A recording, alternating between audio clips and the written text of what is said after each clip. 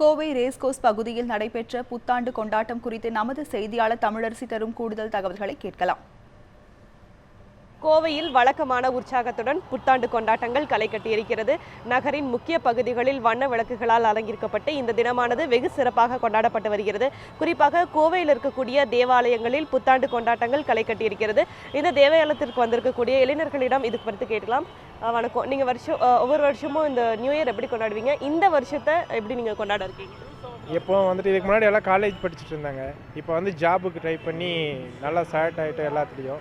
அதனால் வந்துட்டு ஃப்யூச்சரில் நீ நல்லா டெவலப் ஆகணும்னு ஒரு மோட்டிவில் இருக்கும்.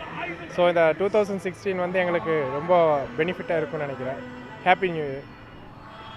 நீங்கள் ஏதாவது வருஷம் ரெசல்யூஷன்ஸ் எடுப்பீங்களா? இந்த வருஷம் ஏதாவது ஸ்பெஷலாக ரெசல்யூஷன் ஏதாவது எடுத்திருக்கீங்களா? எனக்கு தாங்க கோயம்புத்தூரில் ஃபஸ்ட்டு நியூ இயர். இதுக்கு முன்னாடி என் ஊர் ராஜபாளையம். இதுக்கு முன்னாடி இதுதான் கோயம்புத்தூர். நான் வந்து சிட்டியில் வந்து இப்போ தான் ஃபஸ்ட்டு இந்த நியூ இயர் பார்க்குறேன். அதனால் வந்து இது நல்ல நியூ இயர் ஆகுது. So happy new year.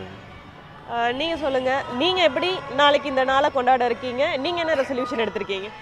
நான் வந்துட்டு பார்த்தீங்கன்னா இது வரைக்கும் வருஷம் எப்போவுமே காலையில் எழுந்திரிச்சு கோயிலுக்கு போவாங்க வீட்டில் எல்லாருமே. அப்புறம் நாங்களும் வந்துட்டு அப்படியே அவங்க கூட ஜாலியாக இருந்துட்டு அப்படி போயிருங்க. நியூ இயர் வந்துட்டு எப்போவுமே அப்படி தானே. நான் ரெசல்யூஷன்ஸ்னால் வந்துட்டு ஏதாச்சும் கெட்ட பழக்கம் வருஷம் விடணும். இந்த வருஷம் வந்து பார்த்தீங்கன்னா எதுவுமே இல்லை கெட்ட பழக்கம்னு, எல்லாத்தையும் விட்டுட்டோம் அப்படியே.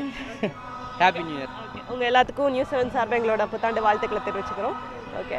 இதை தவிர்த்து கோவை மாநகர பகுதிகளில் அசம்பாவித சம்பவங்கள் எதுவும் நடைபெறாமல் தடுக்கும் வகையில் சிறப்பு பாதுகாப்பு ஏற்பாடுகள் செய்யப்பட்டிருக்கிறது. குறிப்பாக மாநகர பகுதிகள் 1200க்கும் மேற்பட்ட போலீசார் பாதுகாப்பு பணியில் ஈடுபட்டிருக்கின்றனர். இதை தவிர்த்து திரையரங்குகள், பேருந்து நிலையங்கள், ரயில் நிலையங்கள், தேவாலயங்கள், கோவில்கள் உள்ளிட்ட முக்கிய வழிபாட்டு தலங்களிலும் போலீஸ் பாதுகாப்பு ஏற்பாடுகள் செய்யப்பட்டிருக்கின்றன. இதை தவிர்த்து நட்சத்திர விடுதிகளில் இரவு நேர சிறப்பு கேளிக்கை நிகழ்ச்சிகளுக்கு அனுமதி வழங்கப்பட்டு நடைபெற்று வருகிறது. இதில் ஏராளமானோர் பங்கெடுத்திருக்கின்றனர்.